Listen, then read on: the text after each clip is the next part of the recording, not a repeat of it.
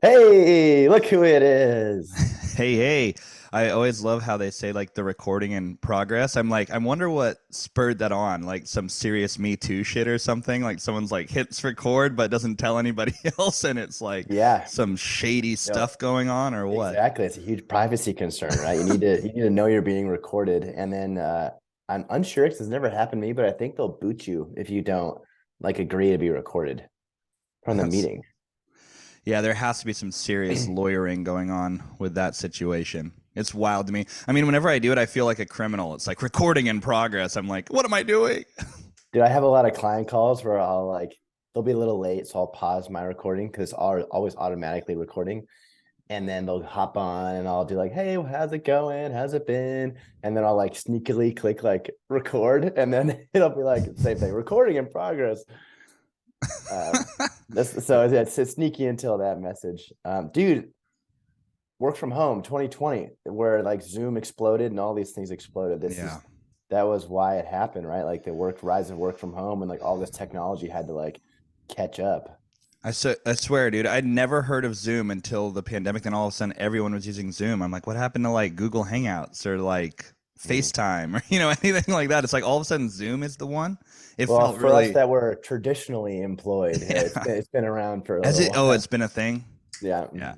No, I was introduced to it because I had to start doing online lessons, which was pretty bad. I mean, like I went from like 30 students to like six, which was like Not fucking the same. brutal.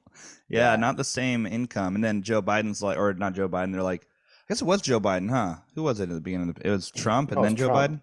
Trump was like, it's Yeah. not a thing. It's just Yeah, a he's like, it's liberal not a thing. conspiracy. And then when Joe Biden was in, he's like, "Oh no, it's Gavin Newsom, the other guy I have a huge issue with." No, Gavin Newsom was like, "Here's $1,100 for like the last 4 months of your life. Hope it's all good."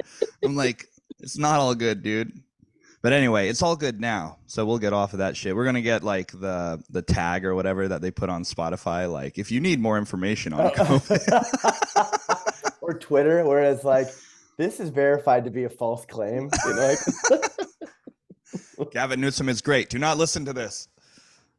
Anyway, enough about Emperor Gavin. Let's move on. Emperor Newsom. Yeah, we're Yeah. in. So we've set aside our arrows for Olive Branch this week, a little joint podcast. So we'll do segments from both. Yes, we will do some segments from both. Did you ever get this bobblehead that I gave you, You did by the not give way? me that. I had another one, and I thought I could have sworn I gave it to you. Not me. That ain't me, bro. You gave Listen, me this guy. that's awesome. I Years really gave you ago. that? Oh, Yeah, was it a Christmas present? I think it was like for your ex or something that she like white elephant it, or like she got it for you and you're like, I don't want this, but Colin will appreciate it. I know my friends. What can I say? Dude, that's awesome. For people who have lived with me for the last, forever, still have it. Still have the coveted Christmas mug. So we can dive into some weekend recap here. So last time I left my listeners, I was in the height of COVID, round two. So last week I did not coach for the rest of the week as I was getting over it. Chelsea got back from her Moroccan adventures on Friday, and we like immediately went to go see Wakanda Forever, which we both enjoyed. It is longer than expected. They had some touching tributes for Chadwick Boseman in there. Definitely worth it. Have you seen it? Did you see it this past weekend? I haven't seen it. We really wanted to see it. We've been on a very stringent, tight budget now with Mm, the little baby coming. So we've been bouncing baby trying. boy. Yeah, whew, we'll get more into that later. But we are definitely tightening the old purse strings, so to speak. Something that neither of us is very good at historically. So we're gonna do we're gonna do our best. And honestly, we've been doing a lot better, but it doesn't help that for musicians, December, late November, December, and early January are like the worst months of the year to play. So it's like, Don't get any holiday ugh. gigs? Any like little holiday events? I mean, there are definitely events to play, but usually the bulk of your work comes from like live outdoor playing, like at a bar or Hmm. at a restaurant or whatever. And it's just like no one wants to sit outside at this time because it's so cold. So Yeah, that's yeah, yeah. where it is. I mean, dude, if I made the rules, I'd be out 3 or 4 times a week, but I don't make the rules. I just follow them like a little sheeple. So So, anyway, that was our yeah, go Friday ahead with nights. your, That was our Friday night Wakanda yeah. Forever. Would recommend it.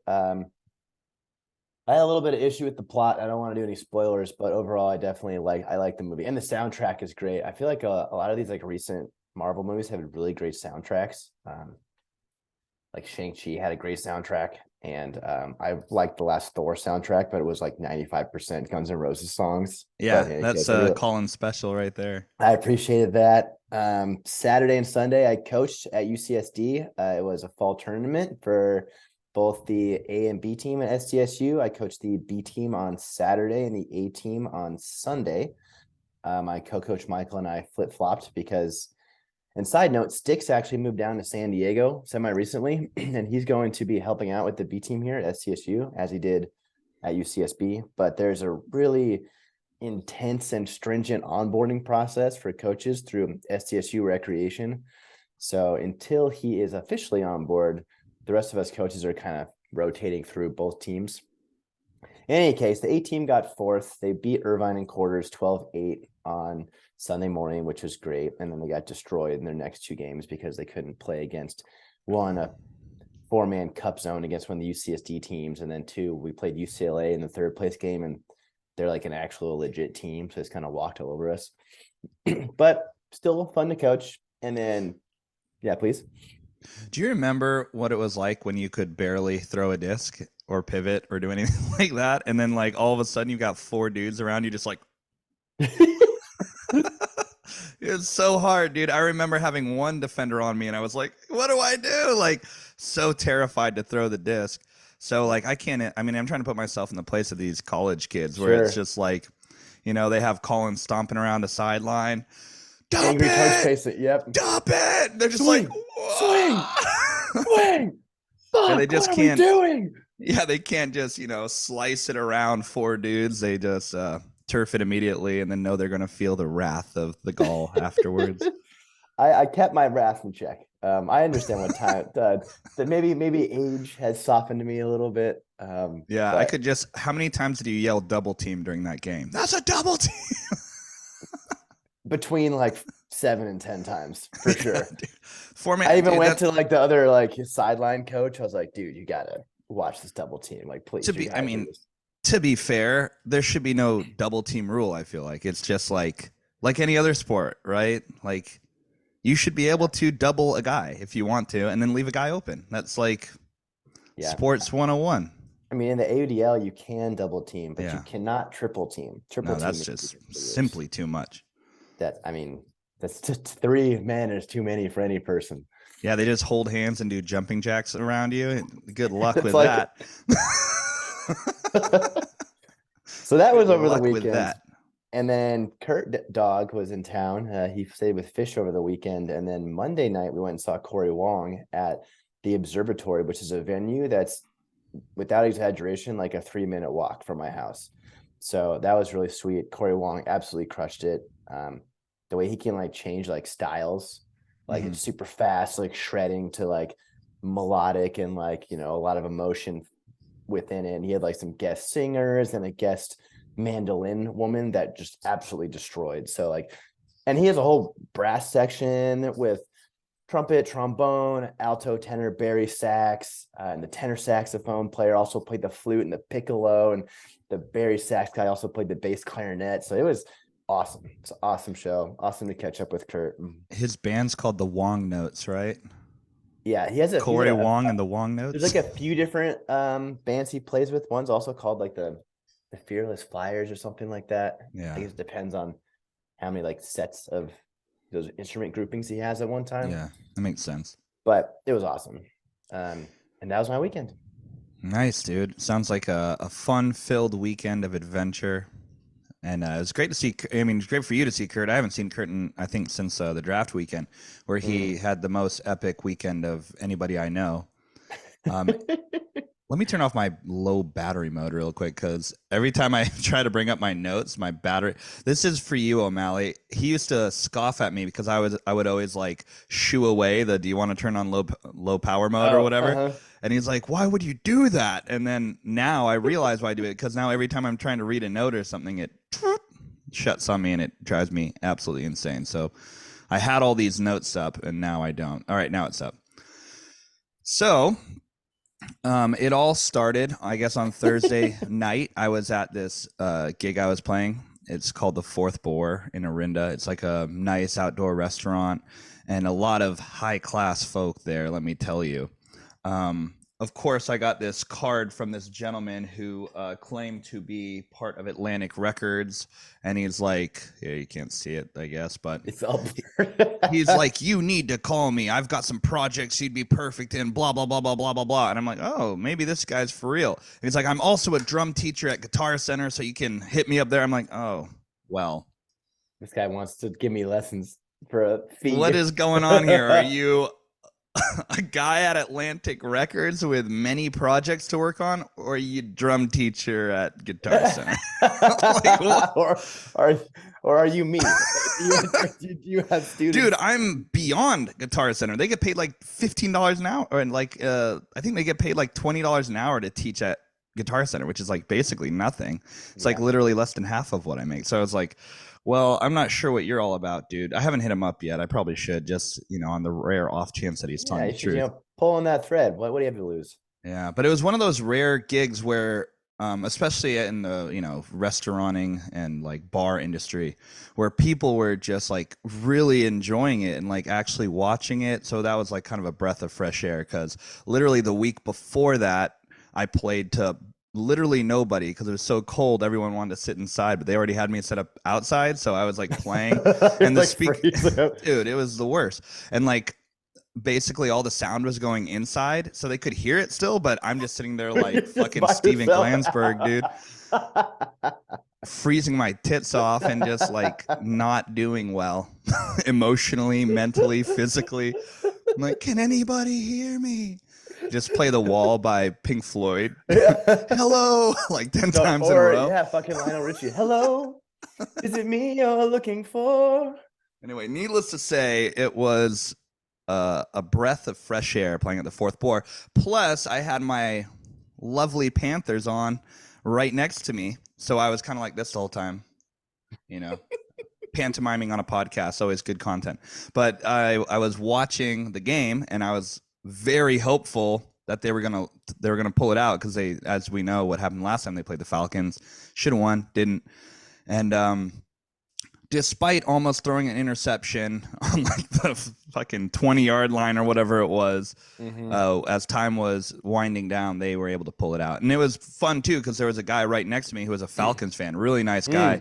And so we were both, you know, commiserating about how bad it was funny too, because I was watching his reactions when I couldn't, like, you know, actually watch the game. But anyway, that was, the Panthers fucked him up.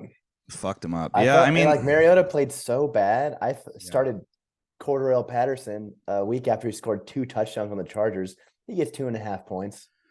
What the hell is this? mean, it's deceptive because our defense doesn't really rank, because they're either on the field like the entire game and then eventually they just lose their shit and like get busted through in the end, or they get blown out for some reason like they did against the Bengals. Like, I'm not really sure what happened there. They just got totally blown out. But their defense is solid. They've got a lot of stars on that defense.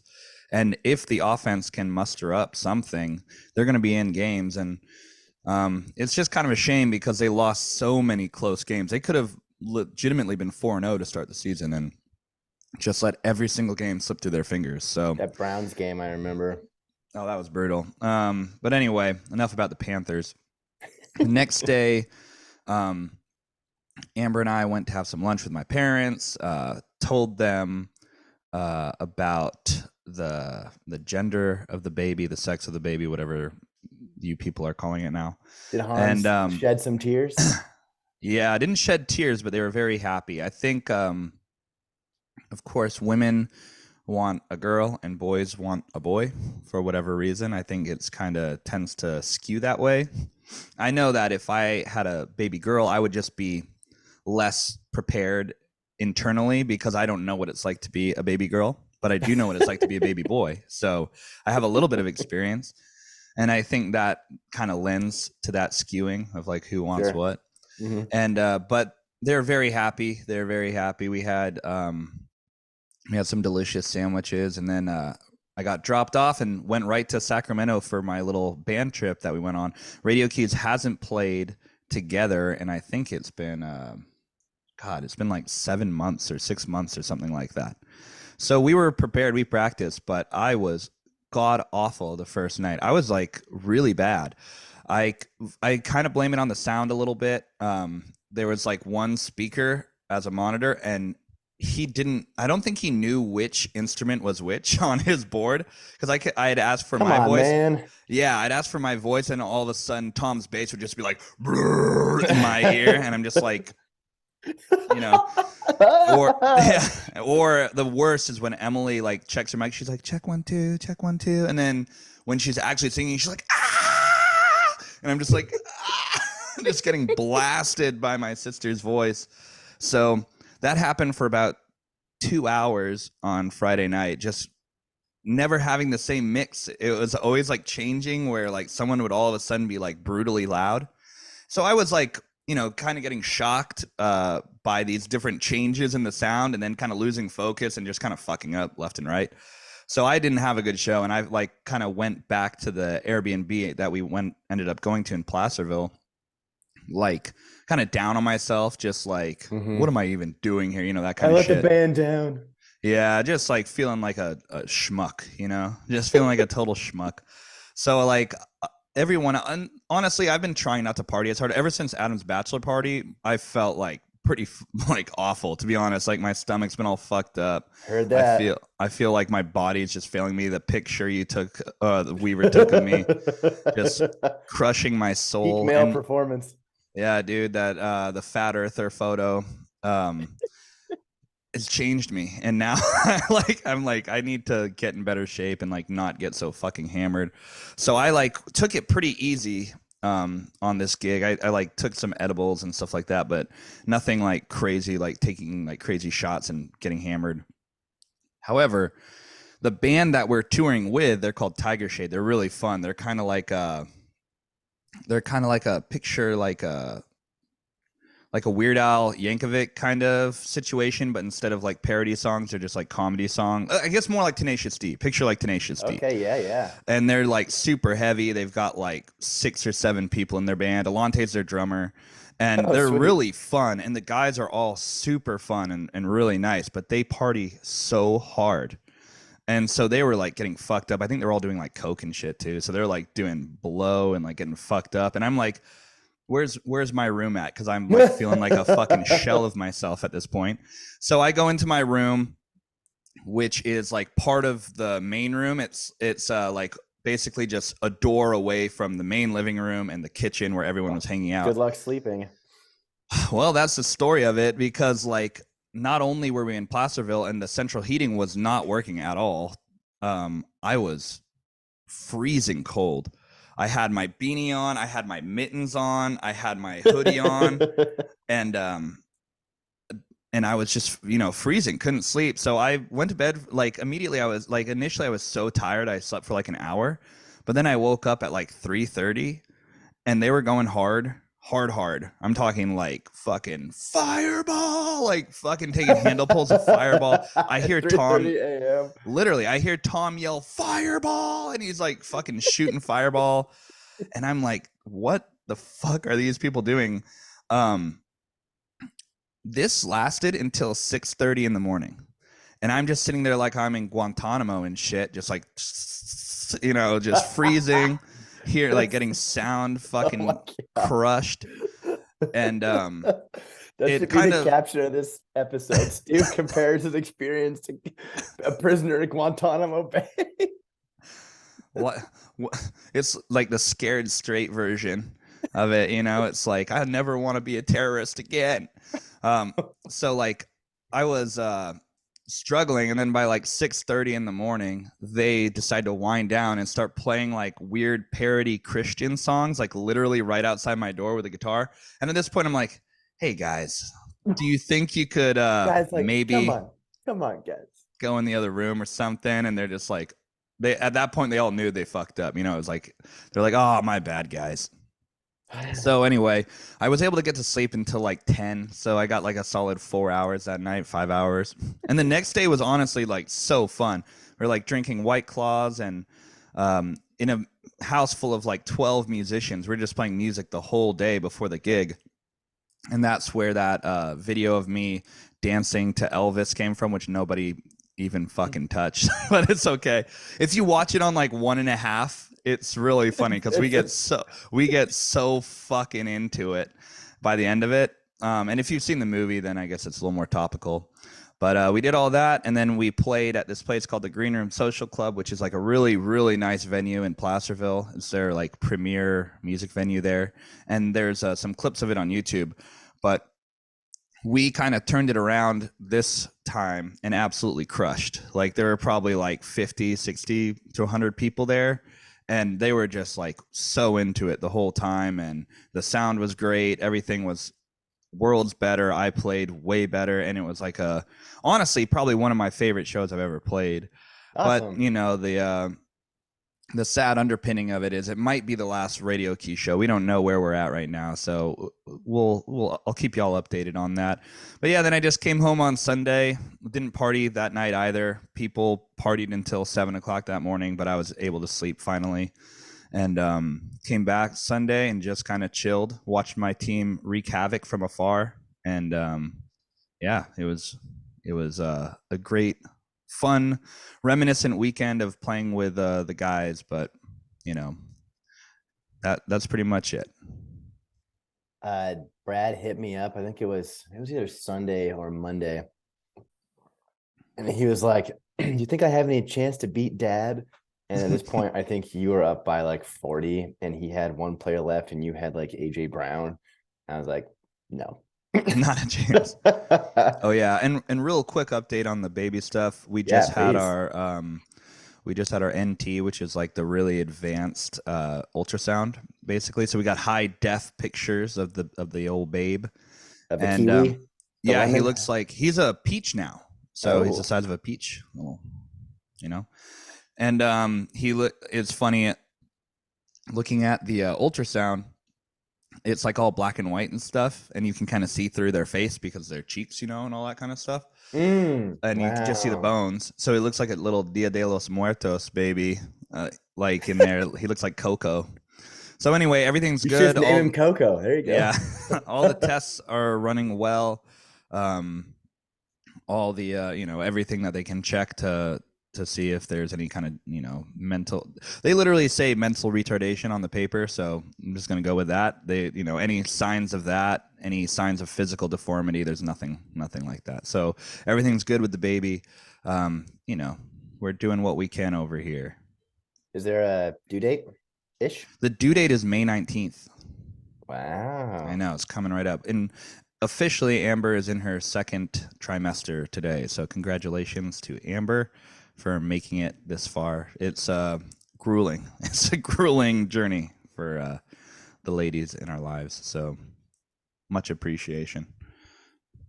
With that, we'll move on to our next segment. This is the atonement segment. So first off, some reminders, which these were mentioned on the last podcast, but as a loving friend, I just want to send some gentle reminders to two specific individuals. One, Adam, amazing shotgun as always on Sunday morning. However, you're still in debt. One shotgun for when Scott beats you with 9 players over your bachelor weekend. So just Vintage Scott. gentle reminder. That was so rude of him to do that over his bachelor weekend. He didn't get the bachelor bump like I got. No, so yeah, that'll get a later segment, but Pebbles asked about like what the money drought has been for everybody. And dude, I cannot open this goddamn shot. There was one week where one of the people who was in the biggest drought had like a 166, and I was about to, oh, okay, they got it. And then it was like, oh shit, this is the weekend that Stu actually scored 211 or whatever it is. So that person's drought continued.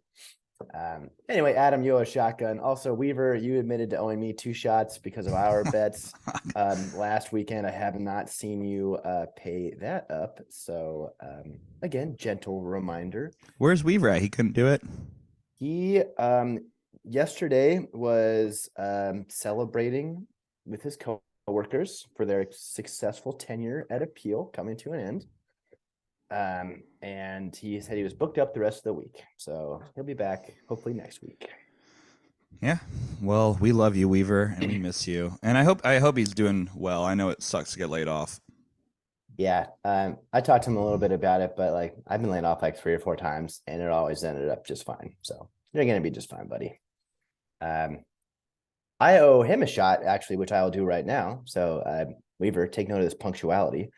We bet on your and Brad's matchup. We just talked about last week. I took Brad, he took you, and you blew him out of the water. So, Weaver, this is for you. It's one of the nice screwball shots that you had for. You're supposed to share that one, buddy. I've been sharing. I have another one. I have a bunch of these laying around. I actually, so side note, I think I've told you guys, but I do like a Gall's grinder kind of like reward at the end of a tournament for teams. Oh, I thought you were talking about the dating app. That's a completely separate discussion. But I stole Gruden's grinder when John Gruden was an analyst, not a crazy person. And so I do Gall's grinder. And I gave one of these screwball shots to a B teamer on Saturday for being Gall's grinder. But today I'm paying up my debt to Weaver. So here you go, Weave. And congrats, Stu, on the win.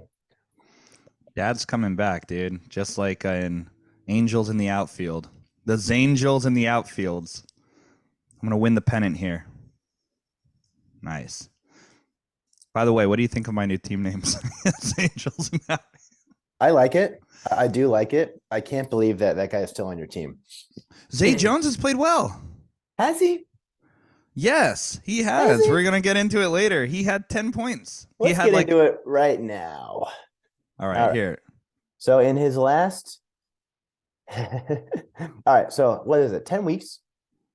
Zay Jones has 2 weeks of double-digit points in 10, 2 and 10. He has 1 week, I guess 0. He's probably injured. He has 1, 2, 3 weeks within 10 of 5 points or less. 1 week of 19.5 points, which happened in week 3. 10 receptions on 11 targets and a touchdown. That's a great week. And then last week, 8 receptions, 10 targets. Also a good week. But I wouldn't say he's even Might I? He has 10 targets 2 out of the last 4 weeks. So his potential is there. And I would argue he has a relatively decent floor compared to a lot of players in the league. Like if you can get like for the last 4 weeks, 8, 5, 6.5, and 10, like, yeah, they're not, screaming, like wide receiver 1 or anything. But if you're in a pickle, like a lot of us are with injuries and shit, like it's nice to have 7 points from a guy that you like, you're just throwing in your wide receiver 3 slot, like those aren't your superstars. And if he hits a touchdown, boom, all of a sudden you're golden. But one thing that I've always liked as a manager are like decent floor guys. And I'm not going to argue like that 5 points is a decent floor, but I think like 7 to 10 points, if you can get that and just get more production from your stars, you're going to have a good week.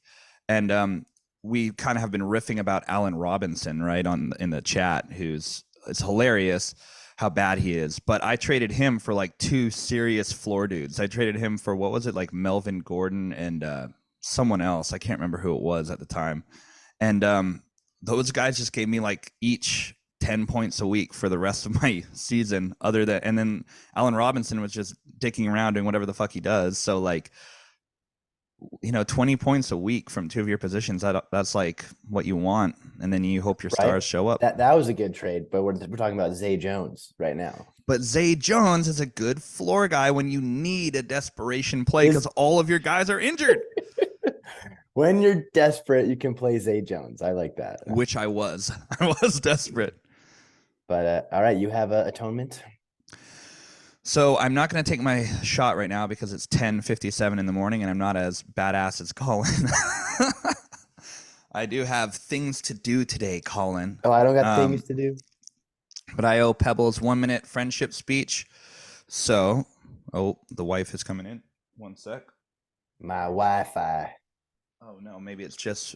Sorry, it's actually my cat Presley. She's been obsessed with me lately. Oh wait. It's the wind. All right, I have a timer Yeah, ready. she literally just texted me. Presley is freaking out. She's obsessed with me and she wants to be with me all the time. So she's at my door, jumping at my door and crying, which is cute as hell, but also, you know, stop doing that. So here we go. I'm going to give a minute long speech of friendship to my buddy Pebbles, and that is starting now. Okay, let me bring up my notes for this. So, Pebs, you are one of the best people I know, definitely one of my best friends.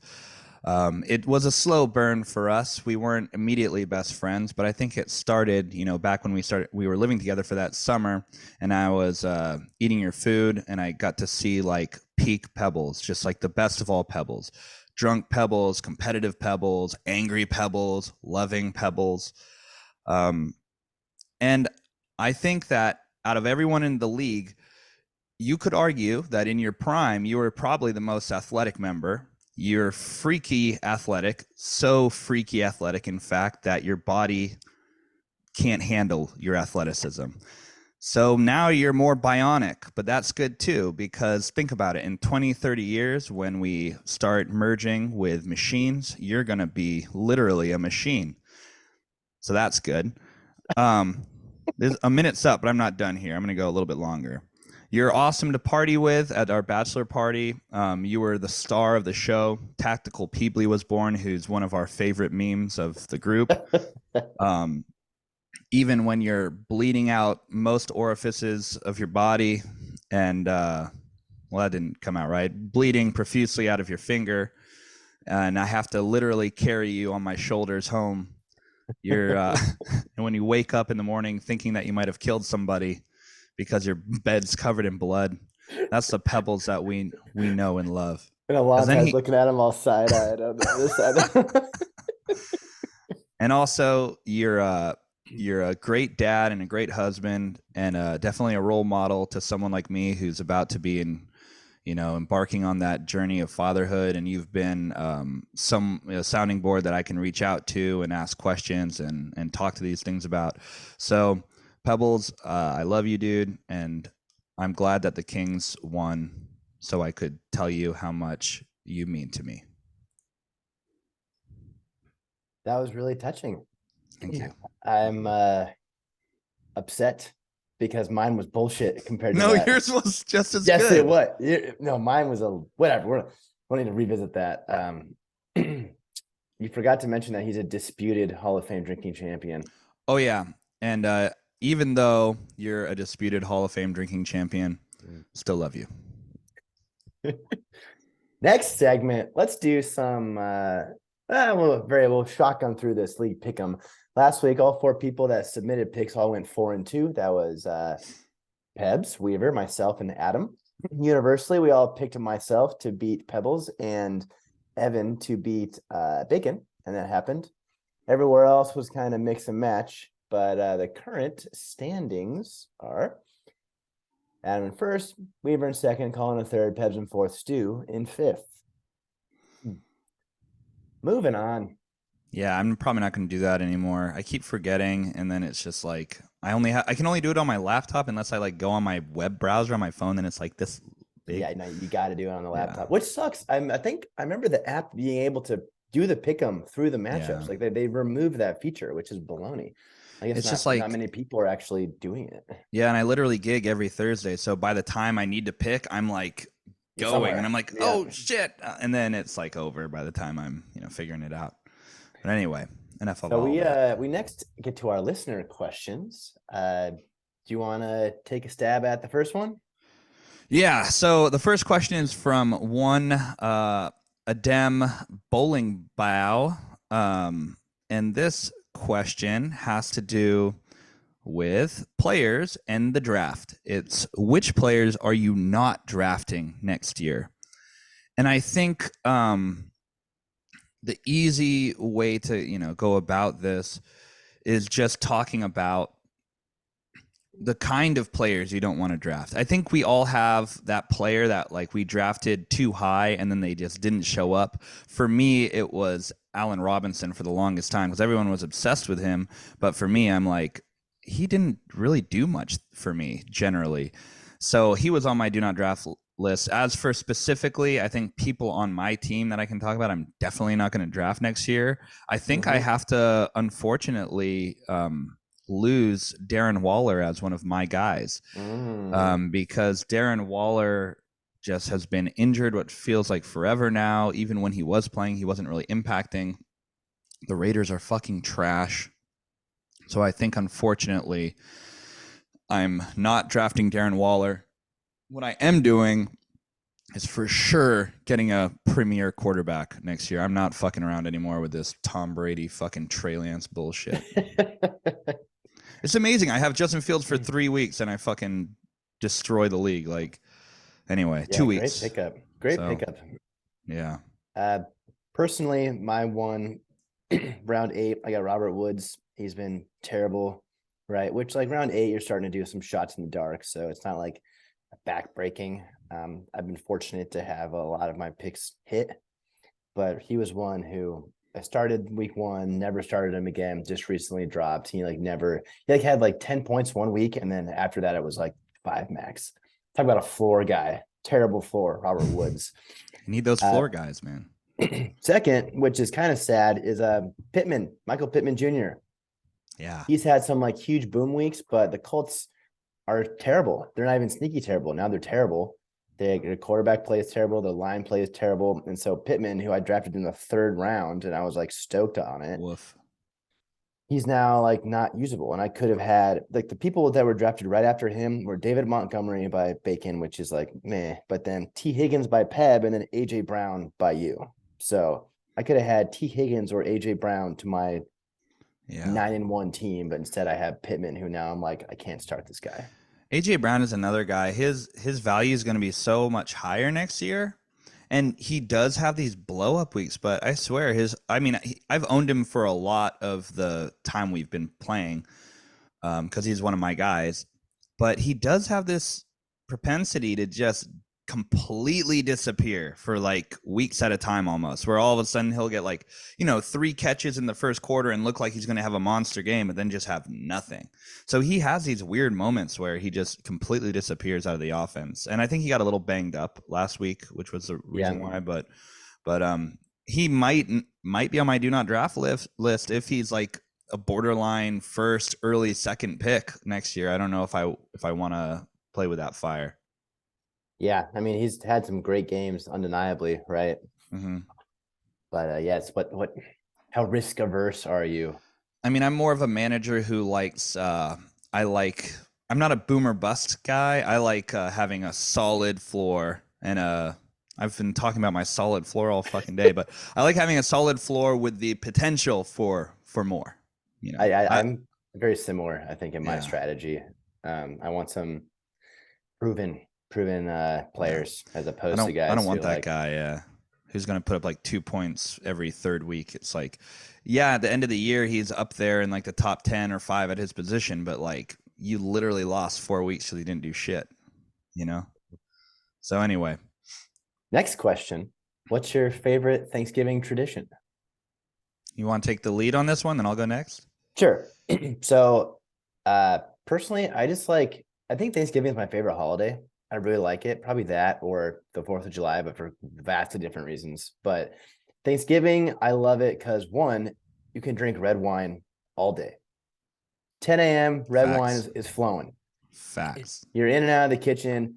I love the preparation of all the food at once. Like I really like the management of it. Like turkey's got to go in at this time, and an hour later I'm getting like the vegetables ready to be boiled, and with green bean casserole with like whatever, like the all the side dishes, like the management aspect of it. I like experimenting with cooking too, like doing like some like random side dish or something like chorizo cornbread stuffing, which is great. And I've done like maybe once or twice, which is just like kind of out there, but still like fits the mold of like Thanksgiving and just just the whole day of like drinking the wine and cooking the food. And then of course, like football is on and there's like enough people around that you're hanging out with family. Like I've been going to Chelsea's family for the past few years. And it's like a day where like I can watch football and not like feel guilty about watching football, if that makes Mhm. sense, right? Because like there's so many things going on and so many people around that it's like I can cook and drink wine and watch football, and it's just like good vibes, right? So that's I would say just the whole day of Thanksgiving is my Yeah, favorite. Specifically when we did Thanksgivings at the U for those few those years, were great. that was really cool. Where we had like you and me and bacon, and like your family came, my mom came, my brother, and just like getting all these people under the same roof. One of my memories distinctively from one of those is like I like stood up to give a toast. This is like after the whole day of drinking red wine, and you like played the Oscars music basically to get me like finished. I was like going on, and you're like, or something. Well, this is something that I always do every Thanksgiving, and I put people on the spot because no one does it apparently. But you're eating Thanksgiving dinner with all your friends and family, and you should go around the table and someone should talk about what they're thankful for, what they are appreciative of, what they love. That's the spirit of Thanksgiving. You're giving your thanks for something. And it's kind of evolved into drinking football and gorging yourself and then waiting for Black Friday. And so whenever I'm at a Thanksgiving dinner, I'm like, let's all go around the table and talk about what we're thankful for. And I'm hoping that if you guys, feel like doing that, I think this year, you're going to find that there's a lot of warmth and love to be had in that moment. And so it's a tradition for Thanksgiving that I force on people. And I don't even know when I started doing it because my family didn't used to do it. I think I started doing it at the U or like maybe the year or two before then. But Mhm. I'm very thankful for a lot of things, especially, this league being one of the things I'm most thankful for because it's allowed me to like maintain friendships with people in a unique way. And yeah, so this holiday season, this Thanksgiving, why don't you guys try to go around your Thanksgiving table and make people give thanks? It's very rewarding. Gratitudes. Yeah, sharing gratitudes is phenomenal. Yeah, I mean that's my favorite Thanksgiving tradition is sharing gratitudes. I also loved those Thanksgivings at the U. I thought those were awesome. What more could you ask for? Friends, family, football. Hmm. So yeah, I do. I also love Thanksgiving. It's one of my favorites. So I'll just throw that in there as well. What's your favorite dish as Adam's last question? Hmm. My favorite dish, and this was a phenomenal dish. Bacon made venison mac and Oh cheese. yeah. That was absolutely phenomenal. I remember it. Like I still remember it to this day, obviously. I'm talking about it. But that was one of my all-time favorites. Traditionally, though, my favorite is just like turkey with some stuffing and some gravy, eating that in a bite. And that's my favorite. Yeah, bacon is the master of Thanksgiving stuff. Not only day of, but afterwards. I remember he made the like little croissant like pastries, like Mm-hmm. where he would just like take a amalgamation of all the leftovers and throw it Yeah. into a croissant and have her breakfast. So that was Yeah, great. the best. Yeah, I actually randomly have had a bunch of Thanksgivings with bacon. There was one year where I was like alone at the fortress, basically with Emily, and Bacon was alone in Santa Barbara too. So he came over, and it was literally just like the three of us at Thanksgiving. But that was one of my memories of Thanksgiving is hanging out with Bacon and my sister at the U. We made so much food that year. Anyway. My favorite dish is probably green bean casserole. Just throw it out there. Green bean casserole and then crispy jalapenos and crispy Mm, onions on top. Maybe fire. throw a little bacon in there. Like that's my favorite dish. And Nice. historically, I'm a picky eater, but Thanksgiving, I feel like I do pretty well. Although I Yeah. will not eat cranberry. Do not want cranberry sauce. You don't want mushrooms in your stuffing. I don't want any mushrooms anywhere near me. But Yeah. Chelsea loves to try and sneak them into my dishes for Chop, chop, lulz. chop, chop, chop, chop, chop, chop. Yeah. Next question. Pebbles asked about the money drought. That's actually a kind of a fun thing to think about where people are lamenting the last time they won the money. So I did a little deep dive. And initially I thought it was going to be a huge task. But then I thought about it a little more, and I needed to do is just go back in time, right? Like just like go week by week back in time instead of having to look at the entirety of our league history. It's just you go back in time week by week until you get to the last person. So you did the longest current drought rather than the longest of all time drought, because I was picturing that as a question, like who has had the longest drought, and then you'd have to like that would compare. be insane. Yeah, that's what I was thinking. We would need some interns for that one. No, longest current drought. I'll start with the shortest drought and then go all the way to 12. So congratulations, Stu. You won the money this past week. So your drought is the shortest. Brad won before that. And this is so week 10, Stu, week 9 of this year, Brad O'Malley before that, myself before that. Then week 5, and this is also the 5th shortest drought, Max.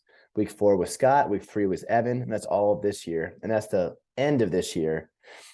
So 8th, we have to go back to the last year, week 12, Bacon. Then a huge gap. Then last year, week 4. That's Bill shocking. won. That's shocking that Bill has not won the money since There week were 4 a of lot of 2021. instances where like people were like a close second, right? Like 165 to like 159, but that doesn't count for the money, right? Pebble. Now, and then we go back to the week 2020. Pebble's last one in week 11 of 2020. Adam won in week 10 of 2020, coming in at 11. And then the last person to win was Weaver all the way back in week 6 of 2020. So it's been over 2 years since Weaver has won the money. Well, keep droughting, Weaver, because it's gonna be a while. That team is bad to the bone. His poor receivers have just not delivered on their draft promise. It's a hard knock life, dude. Next, waiver wire musings. I don't really have any notes for this, but we can just run through them. Biggest competitions. Well, let's see. You spent $9 on the Washington defense uncontested. I was shocked no one picked him up. I thought it was going to be like huge because they have what's their dude? Their fucking main guy is coming back. Chase, what's his name? Young. Chase Young. Chase Young's coming back. And they just fucked up the Eagles offense. And like they have a fluffy record coming up. So I was kind of like I'm gonna ride them for the next few weeks. And I'm like hard in the paint. Dude, I was like, I'm shouldering people out of this. I'm just getting them. And turns out no one wanted them, which is kind of shocking to me. Not Bacon. Pebbles went 11 in on Tyler Higbee, who he actually just dropped before that. You hate to have to spend money on a player you dropped. Next closest bid was $2, so $9 less. That's a big investment. Hate to love to see it. I hate to love to see it. What else happened?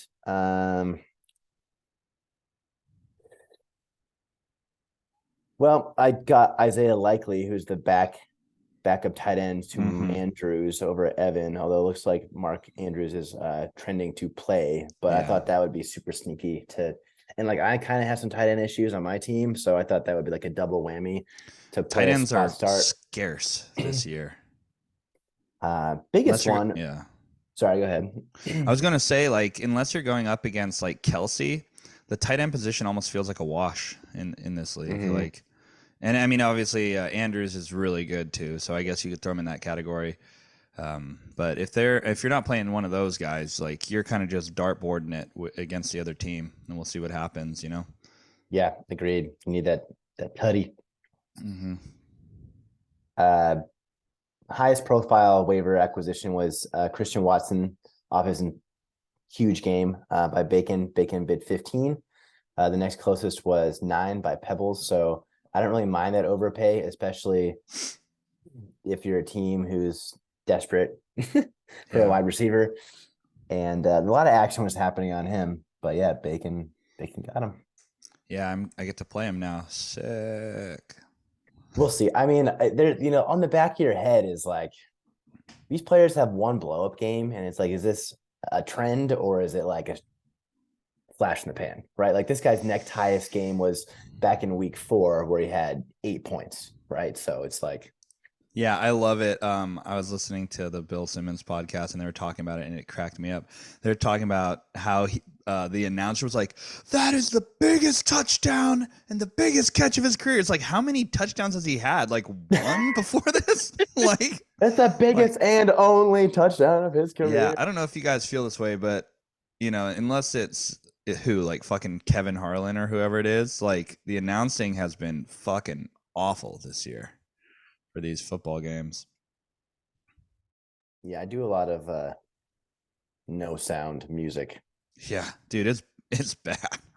I mean, I listened to my boy on the Red Zone, the guy on on the most Adderall during the whole thing. Mm-hmm. Yeah, I wonder if he has like a catheter in there, like just like, how do you do this, dude? He's on all the Adderall, dude. Anyway, That's our waiver musings. Uh, we'll see if they pay off. We'll take special note to the Washington defense and Christian Watson in that matchup this week. yeah, Okay, so now everyone's favorite blended segments. So would you like to pick a matchup and start? yeah, we're gonna start with this. I call it the Silver Linings playbook, but since we're a mashup right now, we're gonna call it the Silver Nuggets playbook. Um, Let me get to my matchups, and I'll just go ahead and.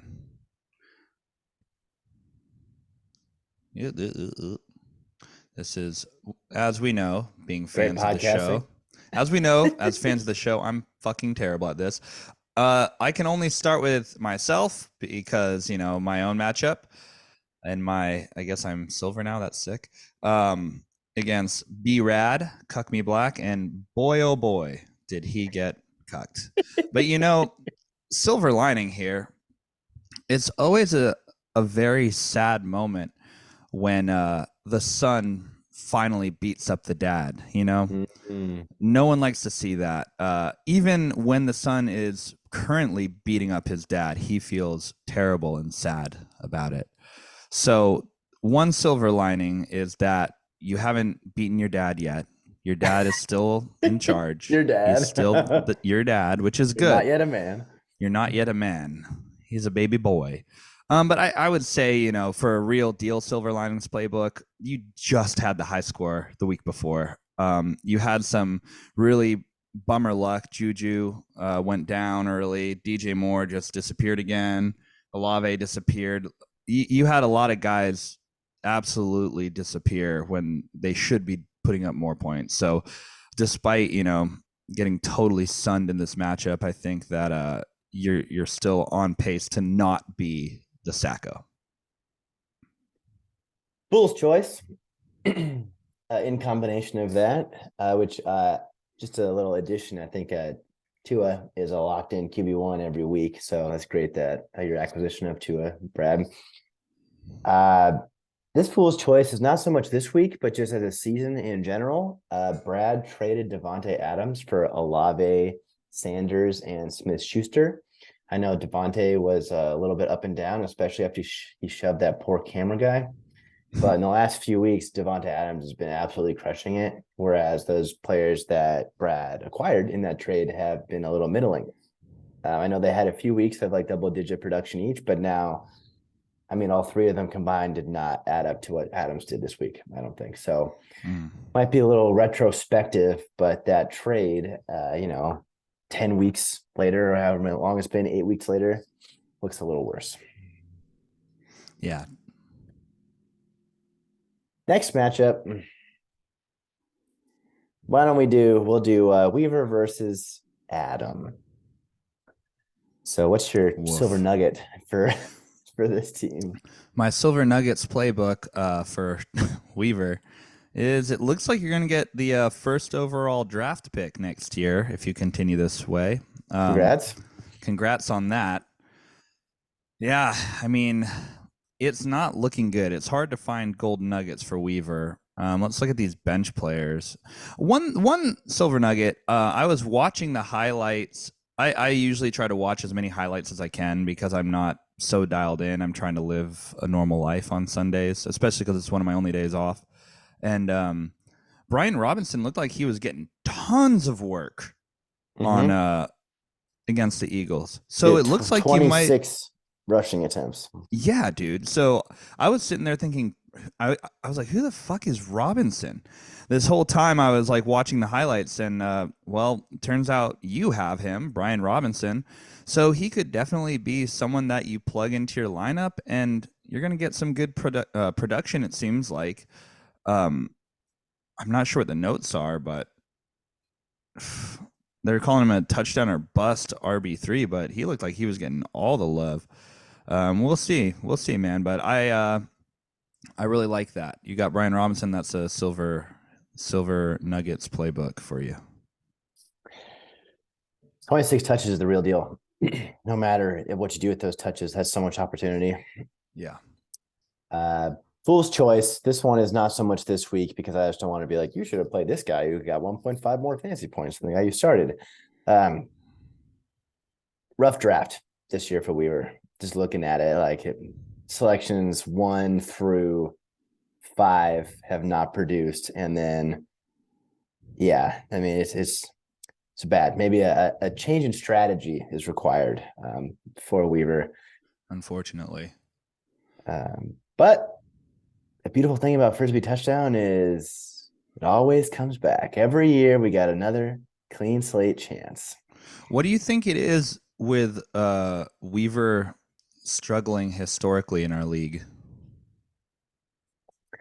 I'm gonna put you on the spot. I don't really know because I think there are probably people who do well. It's such a crapshoot. Like I was gonna say, like there are people who generally do better and some do worse. And I was gonna say that's probably like preparation, which is like studying before the draft as well as like watching games and like being on the waiver wire and like knowing who's available and like making timely acquisitions. But then you get people like Bill who somehow has like a phenomenal fantasy defense all the way to a title, right? So like you can't prepare. Like Bill can't prepare for when he's going to play or who's his opponents are going to play at what week and how they're going to like struggle based on like so many millions of, it's like the multiverse of madness, right? It's like you can't possibly plan for that type of stuff. So I think it might just be bad luck more than anything. I'd agree. I don't think his strategies are too unsound. Maybe he locks in a little bit too much on certain players that he really thinks are going to be awesome, and then goes for them no matter what, rather than being a little bit more malleable during the draft, choosing a different direction if the price isn't right. Yeah, I think we'd remember him a lot differently if he had won that championship that one year. You know, like that's the other thing is like had the best team in the league basically, and then just didn't get it done at the end. So anyway, not trying to pile on Weaver here. Sorry if that was kind of dick, but just trying to wonder. It's like you said, he had the longest drought for the high score. I know he's had a tough past few seasons, so here's to hoping Weaver can shake up the franchise, maybe fire the head coach, draft a elite player with his first overall pick next year. Yeah, two closing thoughts on Weaver. One, even though he's had a rough go of it, he is not a repeat Sacco. That's true. So like he's avoiding that last place somehow. And two, just a funny thought is that he was very reliant on the Russell Sutton stack in the beginning, which now Pebbles is relying on. And Pebbles picked up Russ? Yeah, I played him last week. So that's kind of funny. Yeah, I was definitely off of all things Broncos going into the season. They were on my do not draft list because, you know, precisely if you have my whole line was I want a for sure locked in alpha, right? Even if they're like in the 6th or 7th round, like if I know this guy's going to get the lion's share of the targets or whatever, I want this guy. And the whole story coming in was like, who's it going to be? Sutton or Judy? Like that was like the whole thing. And it's like, usually when that's the storyline, it's not going to be either one of them. Right. And then, of course, Nathaniel Hackett is just a flaming pile of shit, and he crippled Rodgers last year for the start of the season. So I'm like, Russell Wilson. And also, like, there's been so many rumors coming out of Seattle that Russell Wilson was just like being carried the whole time by, like, Hmm. whether it be Marshawn Lynch in the running game that they had or their Legion of Boom. Like, there's been a lot of whisperings in Seattle apparently that Russell Wilson was just like not as good as people tended to believe. Well, the Broncos are finding that out. And Yeah. what a freaking haul they got for him. Multiple first round picks, and they signed him to like a 5-year giant extension. Like they could be effed They for could a be while. effed in the A. They tried to, use that formula with Peyton Manning and it worked. I mean, they beat my Panthers in the Super Bowl, but um, yeah, it just might not. Ironically, it's the Seattle Seahawks who absolutely crushed Peyton Manning in the Super Bowl that one year, but the Legion of Boom and Russ. But Yeah, he was yeah, there. anyway, Next we matchup. got to move on. The network, Yeah, the yeah, I network, it's know. going to We definitely got go over what we thought it was going to go for the record. we'll be quick. When we do this week, we'll just do rapid fire who we pick, and we won't Yeah. give any explanation. So we got Bill versus Max. Bill was the loser. What's your silver nugget, excuse me, for Bill's efforts last week? It hurts when four men are inside me. Yes. Well, I would say your silver nuggets playbook is your team played really well, except for your special teams and defense and kicker. Like, if look at the difference in the scoring, 2-10 for the kicker and 3-5. That's a 8 + 5. That's a 13-point difference, and literally the difference in your matchup. I mean, more than the difference in your Yeah. matchup. Yeah. So I would say your silver lining is you're putting up points. You're doing well. You lost to Gay Buffalo Dick. That it's fine. Uh, it happens. Sometimes, I mean, this is why Weaver has been, carrying the torch for eliminating the kicker position, and the more time goes on, I'm starting to lean more that way too. I think the kicker is so fucking stupid. But anyway, that sucks that's what happened to you, and now Goddard is dead too, which also sucks. But I think you're going to be just fine. You're obviously in the lower beer bracket right now, but you are not the front runner for the Sacco, and that is always a silver gold's fool's nugget or whatever. Silver gold fool's nugget. Uh, yeah, fool's choice. The reliance on the Raiders special teams. Yeah, that was tough. That's tough. I think the rest of your lineup decisions were pretty good. I mean, even though Kevins and Palmer did not produce like Slayton did on your bench, you're going to play Mike Evans every week, and then Palmer had just come off a game where he had 8 receptions on 10 targets for over 100 yards. So yeah, I agree with you. The special teams, but he's made a change. He's got the New England defense going this week. Still got Daniel Carlson going, but it's against the Broncos. So Carlson's legit though. Like, I mean, look at his points before. I mean, obviously they didn't do shit against New Orleans, but look at him: 8, 12, 10, 14, 14, 9, 8. Like, that's a good kicker. Yeah, that's a good kicker right there. So I don't know why I sound like a pirate when I say. Next matchup, we got performance enhancing drugs and eating good in the neighborhood. Etienne Good in the neighborhood. Still a great team name. Do we know the origin of the PEDs thing, the performance enhancing drugs? Is there any story Yeah, I think behind it's that? Hopkins, right? Was suspended for the first 6 games. Gotcha. All right. Yeah, I mean the silver linings nugget is yeah, I mean it's obviously like you're going to need to eventually start more than 9 players in order to win these matchups. But in this case, I'm not sure what the story was with Hardman, if he just straight up didn't play or he was out. He was ruled inactive. yeah. So I would say, obviously, what is this, the third week of starting 9 players? You probably need to eventually get another guy in there. You get scalding. If you get Scouting. MVS in there, you literally barely lose, which would have been brutal. But you're right there, like 13.5 added to your total. You're at 120.64, and you lose by point something or other. But just getting 10 players in there, that's you're a contender to win the title this year. All you need to do is play your guys, and you're going to be fine. Yeah, I mean he's in third place with the great record, bound for the playoffs.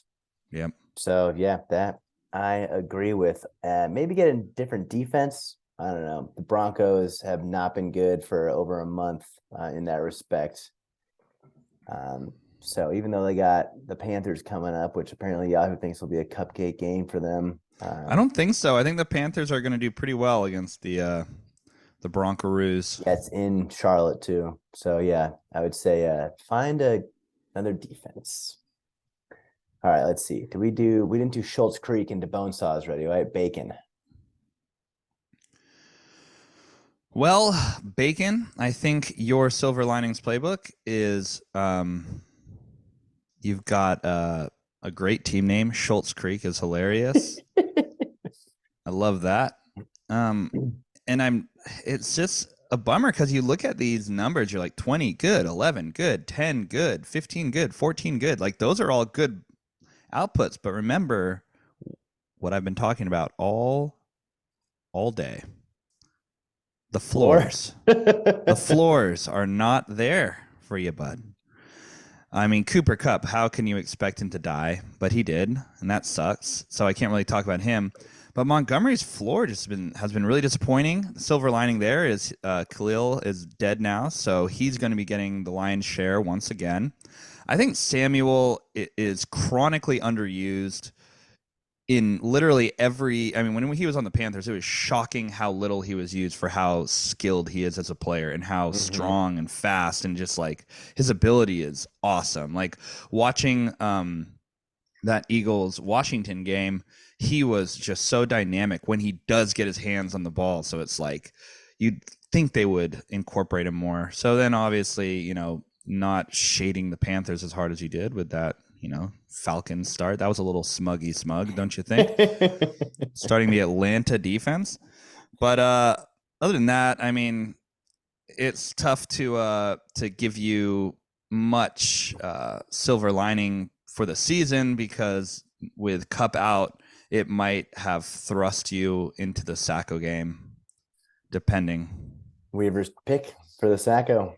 Yeah, it's unfortunate. I'm not trying to pile on Bacon, but it's not looking good.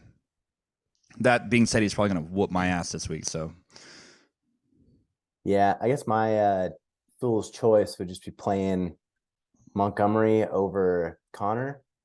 I mean, I know all this happened after the weekend, but Connor had a great game, and now he's like the guy in there. So yeah, rightfully in rightfully in Bacon's lineup this week. And like we talked about, he's got Christian Watson. So Bacon's got kind of a new look team reeling after that the Kupp injury. So let's see how they respond. I'm definitely nervous. I'll put it out there. I'm definitely a little bit nervous. All right. I think the last one is the smuggy, chubby versus a dearth of talent. Silver Nuggets and Fool's Choice. So what are his Silver Nuggets? Well, for your Silver Nuggets, Andrew, rewind to about 30 minutes when I was giving you your minute-long shout out. That's my silver linings playbook to Pebbles. Okay. Well, mine would be that Mitchell seems to be a little more involved than we thought he would be right off the bat. So I'm sure Evan hates to see that as a McCaffrey manager. Fool's Choice. I think your reliance on Chuba Hubbard is head scratching. Like honestly though, he has 1 week where he scored double digits. It's because he fell into the end zone once. Foreman is obviously the guy now in Carolina. He definitely is. Pebbles is still trotting out Chuba Hubbard week after week. It's like, I mean, there's got to be a better option out there than him. And Foreman's sick, dude. He's one of my favorites. He's one of my favorite styles of running back. I love those like bruising running backs, like Derrick Henry, Jonathan Stewart, Marshawn Lynch, Eddie George. Like those are my favorite types of running backs. So Foreman is that. Yeah, I freaking love that. So Yeah, Foreman is definitely that. I'm not sure he's like a fucking franchise guy or anything, but he's really fun this year for sure. Yeah, Pebbles find a new running back. If you want to make a deal with me, I got a few on my bench we could discuss. Probably have more opportunity than Chuba. But in any case, that's our combined Silver Nuggets and Fool's Choice. We got to get out of here because Yay. someone's got to do some traditional employment today. Yeah. So I'm powering through non-traditionally employed later for the record.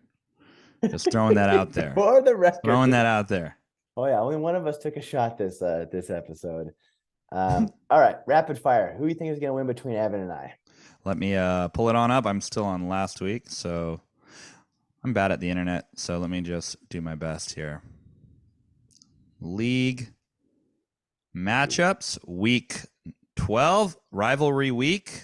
Wait, are we week 11? All right, week 11. He's like, so which one are you doing again? Which one are you doing again? Between you and you and Evan? All right. Well, I think it kind of hinges on whether Mandrews will play and whether Justin Jefferson will play. So it's a little bit up in the air right now. But I'm feeling really good about Lamar in Carolina. I think Jefferson's going to play. I'm just going to go with the hot hand, and I'm picking Collin to win.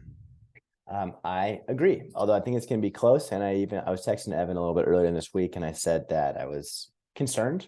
I think he probably has the best chance out of a lot of people I've played recently, but got to go with the hot hand, and that's smuggy, chubby TM. Yeah. And I really think if Andrews plays, that's going to be like a huge boon to his team, because if he doesn't play, then you have his backup, and that's going to be fucking brutal. Love it. Next matchup, Pebbles and Adam. Who you got?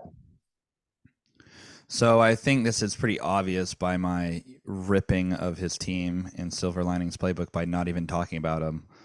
But it looks like it's going to be Adam on this miracle run, and I need these guys to start feasting on each other a little bit so I can get out of the cellar. But I think it's going to be Adam. I agree. Adam is peaking at the right time. Made some great managerial moves over the past few weeks, and he's in playoff position as we speak. Let me say, for whatever reason, Adam has been obsessed with Terrace Marshall Jr. He's like drafted him a few times. I feel like he's always on his team. He's a Terrace Marshall hipster. First of all, it's terrace, like a fucking garden terrace. Love it. And yeah, and he is not good. I don't understand it. Yeah, he did have 9 and then 6 targets, but that's because he was playing with, Walker, who's like basically a practice squad quarterback, and he's basically a practice squad guy. So you know how that kind of connection seems to play out sometimes. We got Buckaroo Baker now. Yeah, we got Bakeroo coming back, and it's gonna be. I think he's gonna be fine. I think he's gonna try to, be better than he was before. He obviously knows the offense a little better now, so I'm hopeful again, like I was in the beginning of the season. But yeah, I'm not buying it. But I'd still buy Dak in the stackle. Bacon versus Stew. Who you got? Well, this is my Phoenix song here. So I'm the Angels in the outfield. Ashes. Yeah, from the ashes, dude. As the prophecy was written, I am going to win out and make the playoffs. Oh, you're gonna NPM it.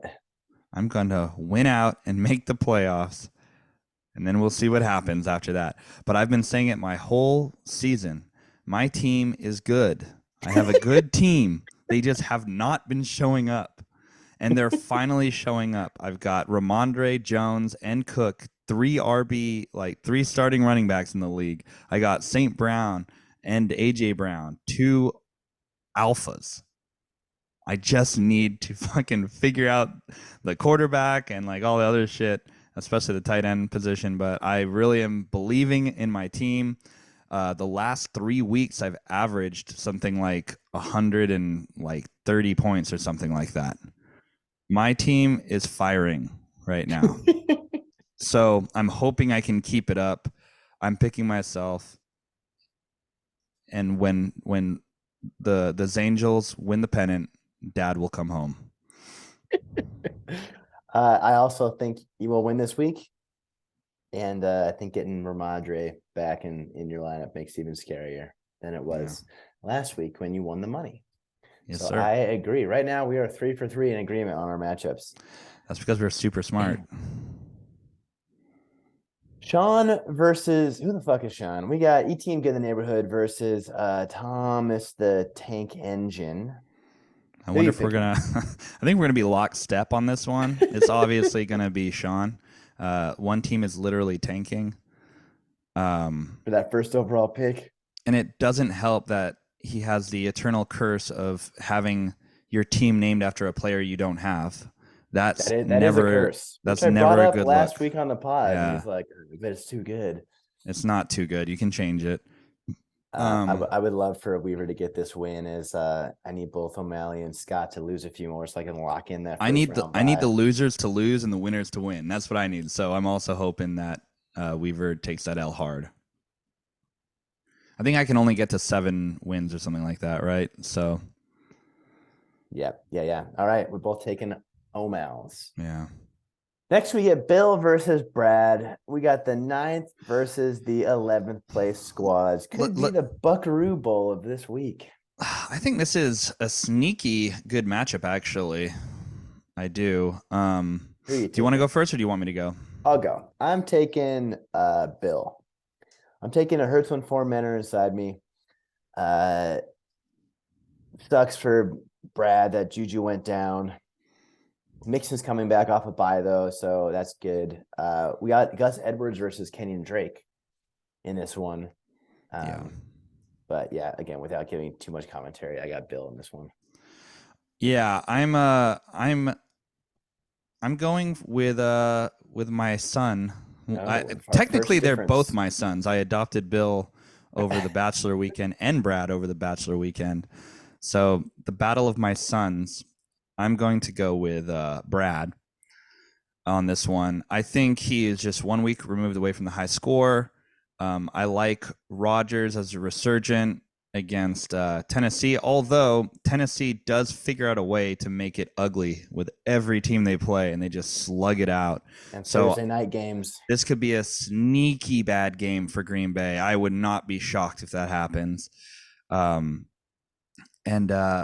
I think Foreman's going to have a really bad game because I think the Panthers are going to get boat raced, and they're just not going to have a running script going, and they're just going to get completely fucked. So that's my prediction. I think that Taylor is going to be irrelevant against Philly because they're going to be pissed after losing that last game. They're going to, again, get out to a firing lead, and then Taylor's just going to be irrelevant.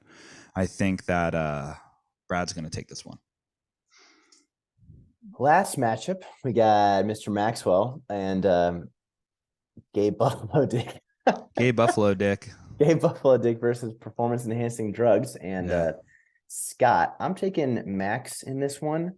So in addition to the weekly question of if we'll get a full lineup out of Scott, even if we do, we have his Seahawks on a bye who have carried the load for him the majority of the season. Share the load. And with that being said, we got Herbert against the Chiefs, which is going to be a shootout on Sunday night, as well as Max's running backs just rounding into form weekly. So yeah, I think this one's not going to be particularly close, even if Scott's got a full lineup. Yeah, Swift is tough to trust these days. And it looks like it's going to be, is Brandon Cooks even going to play practice Thursday? So it looks like he's probably going to switch out, God willing, MVS and Cooks for Metcalf and Hardman. So that's going to be a little bit of a boon to his point total there, which is very sad right now. He's probably going to throw Joe Burrow in there against the hapless Steelers. I can't imagine he's going to play Goff again. So I think that Scott is going to have a much better lineup, and I think he is going to take this one. Wow. I trust my boy Scott to get his guys in place, and he's going to do it, and then his team's just going to blow up because they always do. Okay, so we have four similar picks and two different picks. You want to make a wager on one of those matchups? You want to do a wager on this one, Max versus Scott, or would you rather bet on the Bill versus Brad matchup? I'm not eternally confident on either one, so I'll let you pick. All right, let's do the Bill versus Brad then. You got Brad, I got Bill. Let's bet a My shot. son, my sons, The Sun Duel we mustn't fight, my sons. shot bet. All right, lock it in. Lock it in. Any closing thoughts for the listeners? Yes, everybody enjoy your weekend. I know we're going to be rolling into Thanksgiving pretty soon. I'm bummed that you're going to be out of San Diego for Thanksgiving because I'm going to be in San Diego for Thanksgiving. So that's When you get in town? I get back into town Saturday, but I've got a late gig Saturday night. So maybe you and I can meet up for some football on that Sunday. As in like in 2 days or 3 days? No. The Sunday after Thanksgiving. Oh, I'll be in the Bay. Yeah, that's what I'm saying. I'll be back in the Bay on that Sunday. Oh, So okay, cool. Yeah. yeah, I'm in San Diego next Tuesday to early Saturday. Then I'm driving back Saturday. You have a gig Saturday night? Saturday night, yeah, it's 7 to 11, Brutes, Magoots. But if you want to come out, it's at the Bourbon Highway in Walnut Creek.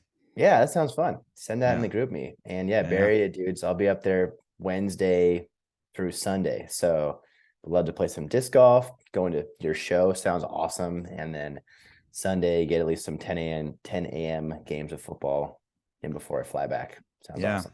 Yeah, for sure. And if you want to, if you did come to the gig, you'd feel, welcome to crash at my place on Saturday night. But we'll be in more touch about that. About we don't have to let everyone in the world know what's going on. That's all true. of our listeners. My address at this place. Yep. Okay, this is fun. I got some traditional work to do. All right. Well, I don't, but I will catch you all later. We're just a couple of best friends hanging out. Best friends hanging out. Yeah. All right. Peace, everyone.